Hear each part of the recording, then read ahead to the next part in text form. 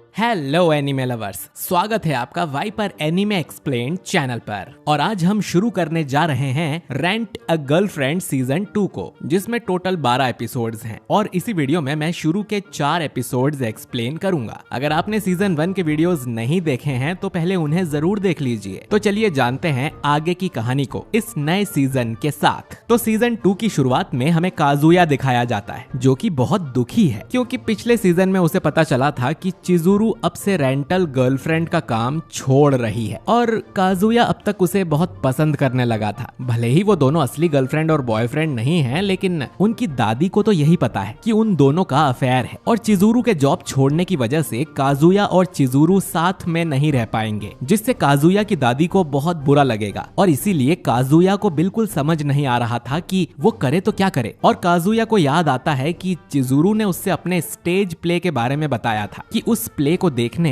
एक बहुत ही नामी पॉपुलर डायरेक्टर आ रहे हैं, ताकि वो कुछ नए एक्टर्स को अपनी मूवी के लिए सिलेक्ट कर सकें। फिर जल्द ही चिजुरू के स्टेज प्ले का दिन आ जाता है और भले ही चिजुरू ने काजुया को नहीं बुलाया था, लेकिन तब भी छुपते हुए काजुया उसका शो देखने पहुंच जाता है, क्योंकि वो सबसे बड़ा सिंप है यार। जब वो टिकट खरीद के अंदर जाता है तब वहाँ का स्टाफ उसे शो की पैम्फलेट बुक ऑफर करता है और काजुया भी उसमें चिजुरू की फोटो देखकर उसे खरीद लेता है। और तब उसे रियलाइज होता है कि एक्टिंग स्कूल की फीस बहुत ज्यादा होती है, इसीलिए चिजुरू को रेंटल गर्लफ्रेंड की जॉब करनी पड़ती है। और वो इतनी मेहनत करती है बस उसके एक्टिंग के पैशन के लिए। काजुया फिर सीधा थिएटर हॉल में पहुंच जाता है और हॉल में इतने सारे लोगों को देखकर नर्वस हो जाता है कि चिजुरू इतने लोगों के सामने कैसे परफॉर्म करेगी। तभी काजुया को वो फेमस डायरेक्टर दिखते हैं, जिसके बारे में चिजुरू ने उसे बताया था। और तभी हमें पता चलता है कि काजुया की सीट के जस्ट पीछे ही सुमी भी बैठी थी, जो कि खुद भी चिजुरू के लिए ही शो देखने आई थी। तभी सारी लाइट्स बंद हो जाती हैं और प्ले शुरू हो जाता है। प्ले की शुरुआत होती है एक राजकुमारी से,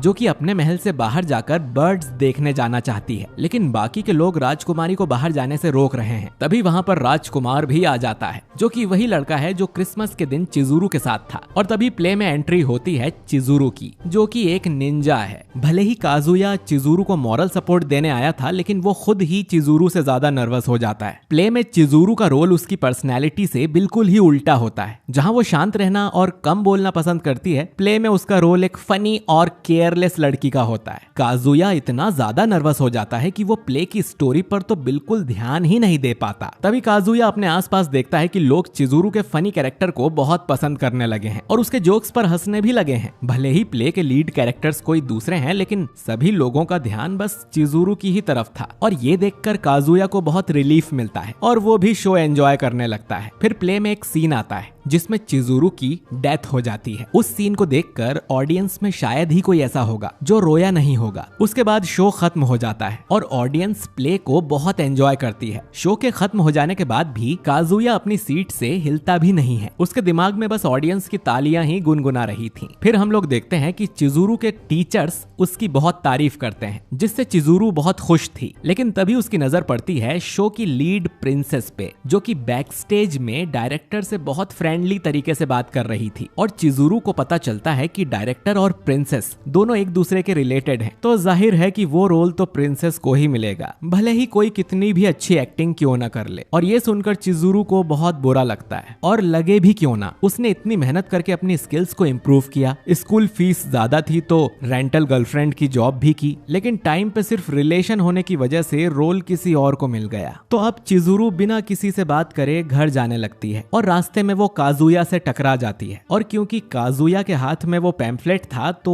वो झूठ भी नहीं बोल पाता है और पकड़ा जाता है। इससे पहले चिजुरू कुछ बोल पाती, काजुया उसकी तारीफ करता है कि कैसे सारी ऑडियंस सिर्फ उसे ही देख रही थी। लेकिन चिजुरू काजुया को बताता है कि डायरेक्टर ने प्रिंसेस को अपने रोल के लिए सिलेक्ट कर लिया है, क्योंकि चिजुरू को अभी भी अपनी स्किल्स पर काम करने की जरूरत है। चिजुरू की ये बात सुनकर काजुया को रियलाइज होता है कि चिजुरू और उसमें कितना ज्यादा फर्क है। एक तरफ वो अपने सपनों के लिए मेहनत कर रही है और दूसरी तरफ काजुया सिर्फ अपने मजे के लिए पैसे वेस्ट कर रहा है। जिसके बाद वो चिजुरू को बोलता है कि वो चिजुरू को रेंट करता रहेगा और रेंट करने के लिए और मेहनत करके वो पैसे कमाएगा। ये सुनकर चिजुरू काजुया के पैर पर लात मार देती है कि वो सपनों की दुनिया से बाहर आ जाए और ब्लश करते हुए वहां से चली जाती है।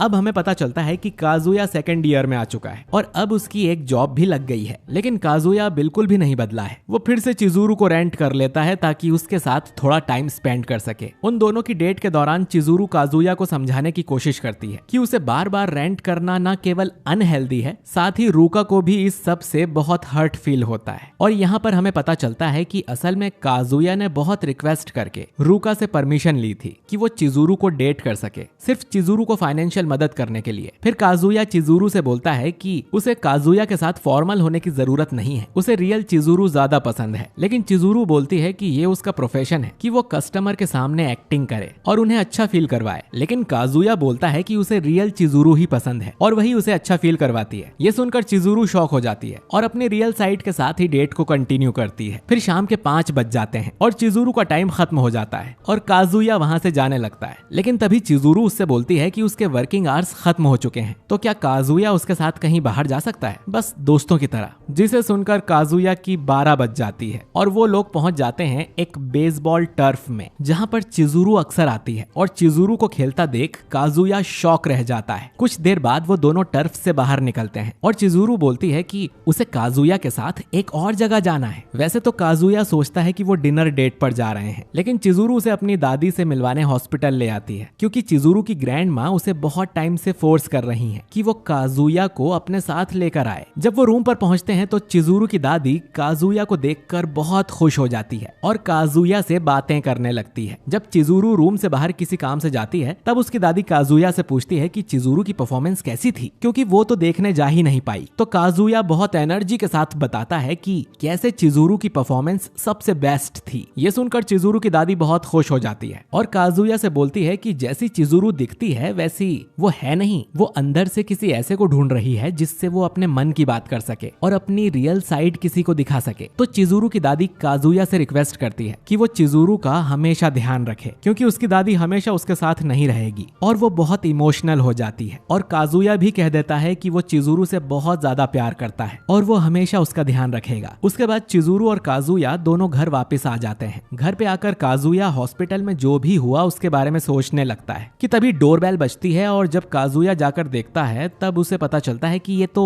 चिजुरू है जिसकी रूम की चाबी घूम गई है। और अब काजुया के दिमाग में जो नहीं आना चाहिए था वो सारी बातें आ जाती हैं और चिजुरू भी कैजुअली रूम के अंदर आ जाती है, ये बताते हुए कि डुप्लीकेट चाबी सिर्फ मकान मालिक के पास है और वो भी आज के ही दिन घर पर नहीं है। लेकिन काजुया के दिमाग में सिर्फ एक ही चीज चल रही थी कि चिजुरू आज की रात उसके रूम पर रुकेगी और ऐसा मौका पूरे जीवन में सिर्फ एक ही बार आता है। लेकिन तभी चिजुरू बालकनी में चली जाती है क्योंकि उसे लगता है कि उसने अपनी बालकनी की विंडो खुली छोड़ दी है और ये सुनकर काजुया का पूरा मूड ही ऑफ हो जाता है। लेकिन तभी चिजुरू अपनी बालकनी में देखने की कोशिश करने लगती है और इसी दौरान काजुया को एक बहुत ही अच्छा नजारा दिखता है और उसका मदद करने का भी बहुत मन करता है, लेकिन वो कुछ नहीं कर पाता। और तभी चिजुरू का हाथ स्लिप हो जाता है जिससे बस वो गिरने ही वाली थी कि तभी काजुया उसे पीछे से पकड़ लेता है, जिससे चिजुरू को गुस्सा आ जाता है और चिजुरू उसे डांटने लगती है कि तभी उसका बैलेंस फिर से स्लिप हो जाता है। इस बार काजुया अपनी पूरी ताकत लगाकर चिजुरू को खींचता है जिससे वो दोनों ही जमीन पर गिर जाते हैं और काजुया चिजुरू के ऊपर गिर जाता है। जहाँ एक तरफ काजुया को मजा आ रहा था वहीं चिजुरू अब सीरियस हो जाती है और काजुया को अपने ऊपर से हटने के लिए कहती है। लेकिन तभी फिर से डोरबेल बजती है और इस बार गेट पर मामी खड़ी थी, जिससे दोनों ही घबरा जाते हैं। अब क्योंकि अंदर की लाइट्स भी चालू थी तो मामी को पता चला कि काजुया अंदर ही है, इसीलिए वो गेट खोलने की कोशिश करती है। एंड गेस व्हाट, काजुया ने गेट खुला ही छोड़ दिया था। अब मामी रूम के अंदर आ जाती है लेकिन रूम में कोई था ही नहीं, तो मामी को लगता है कि शायद वो शॉपिंग पर गया होगा और ये सोचकर वो वापस चली जाती है। और यहाँ चिजुरू काजुया पर गुस्सा होने लगती है कि मामी उसके घर पर क्या कर रही थी। लेकिन काजुया को तो खुद ही हैरानी हो रही थी क्योंकि रिलेशन में होने के बाद भी मामी हमेशा काजुया के घर जाने से मना करती थी, लेकिन आज वो बिना बताए खुद ही आ गई। लेकिन रास्ते में घर जाते हुए मामी को एकदम से रियलाइज होता है कि जब वो काजुया के हॉल में थी तब उसने वहाँ पर एक लड़की का पर्स देखा था, जिसे याद करके वो शॉक हो जाती है। दूसरी तरफ घर पे चिजुरू बोलती है कि अब वो यहाँ और नहीं रुक सकती। फिर वो दोनों बाहर गैलरी में आ जाते हैं और देखते हैं कि मकान मालिक वापस से घर आ चुका है। जब चिजुरू वहाँ से जा ही रही थी तब काजुया उससे बोलता है कि अगर फिर से कभी उसे मदद की जरूरत लगे और वो अपने पेरेंट्स या फ्रेंड्स के पास ना जा सके तो काजुया को उसकी मदद करने में बहुत खुशी होगी। और तभी चिजुरू रिवील करती है कि उसके पेरेंट्स अब इस दुनिया में नहीं है, उसकी पूरी फैमिली सिर्फ उसकी दादी ही है। ये सुनकर काजुया हैरान हो जाता है। चिजुरू बताती है है कि उसने अपने दादाजी से वादा किया था कि वो एक दिन एक्ट्रेस जरूर बनेगी, लेकिन क्योंकि वो अब इस दुनिया में नहीं है तो चिजुरू की दादी उसे बड़ी स्क्रीन पर देखना चाहती हैं और बस इसीलिए वो अपने इस बच्चों जैसे सपने को पूरा करना चाहती है। जिसे सुनकर काजुया खुद पर कंट्रोल नहीं कर पाता है और बोलता है कि वो जानता है कि चिजुरू के कंपैरिजन में उसकी लाइफ लग्जूरियस थी और वो इमेजिन भी नहीं कर सकता कि चिजुरू को कितनी दिक्कतों का सामना करना पड़ा होगा। और यही वो कारण है कि वो चिजुरू को अपना आइडियल मानता है और उसे पूरा भरोसा है कि वो अपने इस सपने को पूरा जरूर करेगी। बस वो चाहता है कि वो चिजुरू के सपोर्ट में हमेशा उसके साथ हो। इस पर चिजुरू बोलती है कि हमेशा, जिससे काजुया को रियलाइज होता है कि वो कुछ ज्यादा ही बोल गया। चिजुरू बोलती है कि अगर तुम हमेशा मेरे साथ रहना चाहते हो तो मैं मना नहीं कर सकती, क्योंकि मैं एक रेंटल गर्लफ्रेंड हूँ। और वो काजुया को बेवकूफ बोलकर वहाँ से चली जाती है। अगले दिन काजुया कॉलेज पहुंच जाता है और पूरे टाइम बस चिजुरू के बारे में ही सोच रहा होता है कि तभी उसके सामने चिजुरू आ जाती है और उसे कॉलेज में देखकर काजुया बहुत ही खुश हो जाता है और पागलों की तरह कॉरिडोर में उछलने लगता है। पर बदकिस्मती से ये सारी चीजें साइड में खड़ी मामी देख लेती है और उसे देखकर काजुया अजीब रिएक्ट कर देता है, जैसे कल क्या हुआ था उसे पता है। तभी मामी बोलती है कि क्या वो अकेले में कुछ देर बात कर सकते हैं। उसके बाद वो लोग एक खाली क्लासरूम में आ जाते हैं। तभी मामी उसे बताती है कि चिजुरू एक रेंटल गर्लफ्रेंड है, जिसे सुनकर काजुया बिल्कुल सरप्राइज नहीं होता। तो मामी उससे पूछती है कि क्या तुम्हें ये पहले से ही पता था। तब काजुया बताता है कि चिजुरू ने उसे पहले ही सब बता दिया था और काजुया ऐसी एक्टिंग करने लगता है जैसे उसे बहुत शौक लगा था जब उसे ये पता चला था। फिर काजुया सोचने लगता है कि अब मामी उस पे इतनी चीप हरकत के लिए गुस्सा करेगी। तभी मामी काजुया का हाथ पकड़ लेती है और बोलती है कि ये लाइफ बहुत छोटी है किसी रेंटल गर्लफ्रेंड पर वेस्ट करने के लिए, तो काजुया को बाहर निकलकर असली रिलेशन बनाना चाहिए। और ये बोलकर मामी वहाँ से चली जाती है और काजुया चैन की सांस लेता है, क्योंकि उसे लगा था कि आज तो वो किसी हाल में नहीं बच सकता। दूसरी तरफ मामी जस्ट बाहर निकलते ही सोचने लगती है कि काजुया कितना गधा है, उसे अभी तक झूठ बोलना भी नहीं आया है और ऊपर से वो पर्स जो कि काजुया के घर पे था, मुझे पूरा यकीन है कि वो पर्स चिजुरू का ही था, बस मुझे थोड़े सबूत चाहिए। और तभी मामी को काजुया का दोस्त कीबे दिख जाता है। फिर सीन शिफ्ट होता है रूका पे, जो कि आज काजुया के लिए उसके घर पर खाना बनाना चाहती है, क्योंकि ऑफिशियली तो रूका ही उसकी गर्लफ्रेंड है। फिर काजुया के घर पहुंचकर रूका खाना बनाना शुरू कर देती है और काजुया सोच रहा है कि एक क्यूट सी लड़की मेरे लिए खाना बना रही है और वो मेरी गर्लफ्रेंड भी है, इस पर तो मुझे खुद ही यकीन नहीं हो रहा है। रूका फिर बताती है कि उसे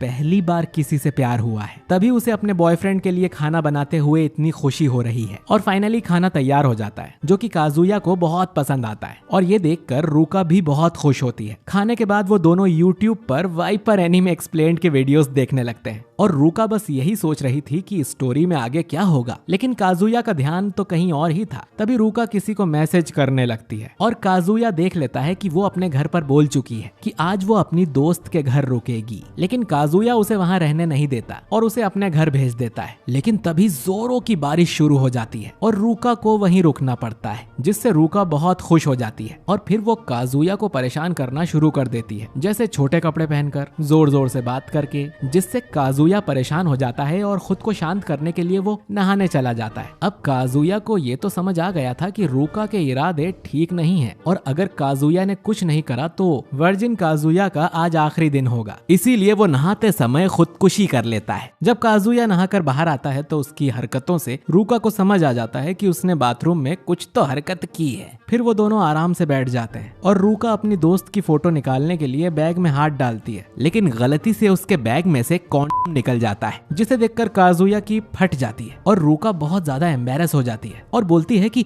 वो बस बैकअप के लिए इसे लाई थी कि कभी अगर कुछ हो जाता तो। तभी काजुया जल्दी से लाइट्स ऑफ करके किचन में जाकर सो जाता है, क्योंकि उसे खुद पर भी भरोसा नहीं है। तभी वहाँ पर रूका आ जाती है और काजुया से बोलती है कि वो जानती है कि वो बच्चों की तरह दिखती है, ना ही वो चिजुरू की तरह सुंदर है और ना ही सेक्सी, लेकिन वो भी इसमें कुछ नहीं कर सकती। वो बस ये जानती है कि वो काजुया को पसंद करती है। ये सुनकर काजुया खुद को रोक नहीं पाता और बोल देता है कि रूका इतनी क्यूट है कि उसे यकीन ही नहीं होता कि उनका अफेयर भी हो सकता है और उसे रूका जैसी गर्लफ्रेंड के अलावा इस दुनिया में और कुछ भी नहीं चाहिए। पर अभी तक उसे समझ नहीं आया है कि ये लव है या अट्रैक्शन, इसीलिए वो बड़ी मेहनत से खुद को रोक कर रख रहा है। ये सुनकर रूका चुपचाप अपने बेड पर चली जाती है, लेकिन अभी अभी जो काजुया ने बोला था वो रूका के दिमाग से नहीं जा रहा था और वो बहुत ज्यादा खुश हो जाती है। अगले दिन सुबह काजुया की हालत खराब थी, क्योंकि रात में जो भी हुआ उसके बाद वो सो नहीं पाया, लेकिन जाते जाते रूका उसे बताती है कि अब तक उसे लगता था था कि वो काजुया को फोर्स करती थी और उसके लिए बस एक टेंशन थी, लेकिन कल उसे पता चला कि काजुया की फीलिंग्स भी सेम ही है और रुका काजुया को किस कर देती है और वहाँ से जाने लगती है। लेकिन जाते हुए भी वो चिजुरू के गेट पर जोर से बोलती है कि आज की रात बहुत यादगार थी काजुया, और वो चाहती है कि ऐसी रात बार बार आती रहे, और ये बोलकर रुका वहाँ से चली जाती है। अब काजुया की बैंड बज जाती है। फिर वो सोचता है कि चिजुरू को वैसे भी कोई फर्क नहीं पड़ता और शायद वो अभी सो ही रही है, तो उसे टेंशन लेने की जरूरत नहीं है। लेकिन हमें दिखाया जाता है कि चिजुरू बड़े ही ध्यान से गेट पर कान लगाकर सब कुछ सुन चुकी थी। तो दोस्तों, आप अगर काजुया की जगह होते तो क्या करते? कमेंट करके जरूर बताना। बाकी काजुया की लव स्टोरी में अभी तो और भी झटके लगने वाले हैं। अगर आप चाहते हैं कि मैं आगे के एपिसोड्स भी एक्सप्लेन करूं तो इस वीडियो पर 8000 लाइक्स पूरे कर दीजिए। बाकी अगर आपने हमारे चैनल वाइपर एनीमे एक्सप्लेन्ड को सब्सक्राइब नहीं किया है तो सब्सक्राइब करके बेल आइकन दबाइए ताकि आपसे हमारा कोई भी वीडियो मिस ना हो। मैं मिलता हूं आपसे बहुत ही जल्द एक नए वीडियो के साथ। शुक्रिया।